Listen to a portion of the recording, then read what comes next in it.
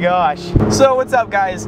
Today I am so excited to be able to bring you this 2004 Dodge Viper. But there's something a little bit different about this Viper than you're probably used to. This is actually the Mamba package. It came in black and white, and in 2004 they produced about, I think, around 200 of them. And this is one out of, I think, 50 or 60 or something along those lines in the US. So I am extremely happy and fortunate that I'm able to drive this car today. And let me tell you what, I've driven this car for 15 minutes now, and it's so much fun.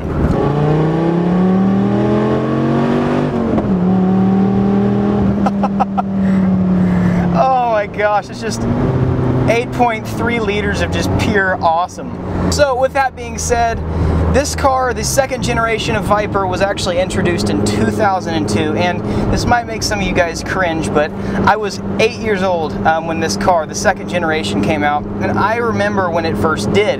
I vaguely remember being in a Dodge dealership and seeing this car for the first time and just being like, I want it. This car has an 8.3 liter Orchestra V10, making about 500 horsepower. It's just awesome. This car, the thing that I'm loving so far about this car is that it's raw and it's hot. My right leg is burning right now because there's a lot going on in the motor and the drivetrain and such, and it's pretty funny. This car is so raw, it would put a piece of uncooked chicken to shame. It's amazing. I'm loving this so much. So something really unique about his car is that it actually has the carbon fiber hood from the 2008 model. So he replaced the 2004 hood with the carbon fiber. It matches his black paint, and it looks really good. It looks really aggressive and really awesome. Something also really fun about this car is the interior. The Black Mamba, there's really nothing different in terms of powertrain or the motor or anything like that. But what's really cool about the Mamba is it comes with just beautifully stitched interior. It's got red trim everywhere, and it's just really, really nice looking. Another thing I love about this car is how driver concentrated it is. If you look at the dash, everything's centered towards you, so the car makes you feel very focused, very inclusive, or very involving. It's just a really, really fun car to be in, and it's just enjoyable. It makes you feel, whether you're driving 60 miles an hour or 160 miles an hour, it really gives you a driving experience. The gear shift is solid, but it's a little too solid. I mean, you literally have to put all of your force to put this thing into reverse. It's kind of funny, actually, but you know, it's very solid. It's hard. So far it's been really hard for me to miss a gear, and it's also been really hard for me to not smile. Oh, the V10 just sounds so incredible.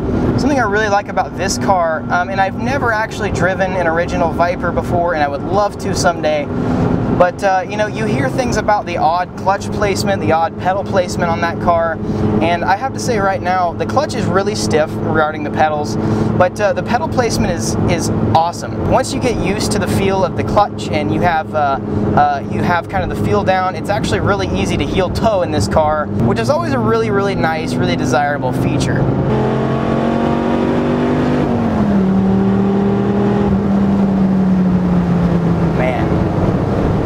This car is too much fun. One thing that really cracks me up about this car is how long the gears are. Like, second gear goes up to almost 80 miles an hour.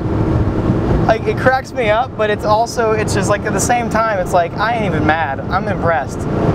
That's great. And then you go to sixth gear, and it's just this like, whoa. It's just this sad gear that just never wants to be used, but probably really helps the extremely inefficient gas mileage that this car has. But who cares? You're driving a Viper. Why would you complain? plane.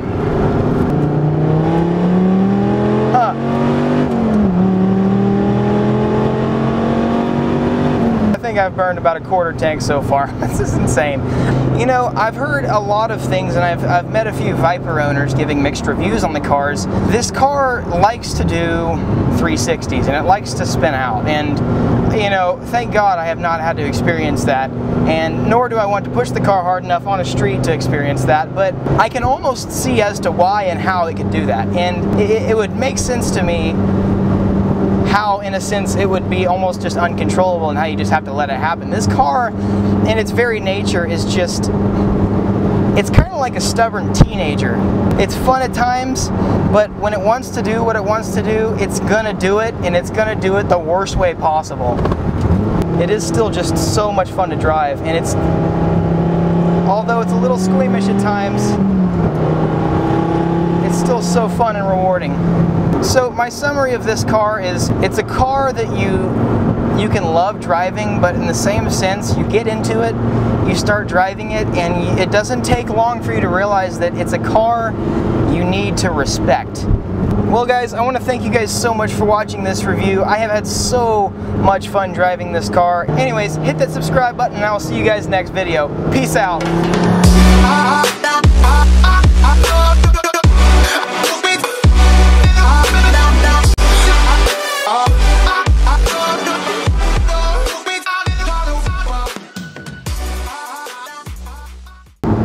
And 6th gear.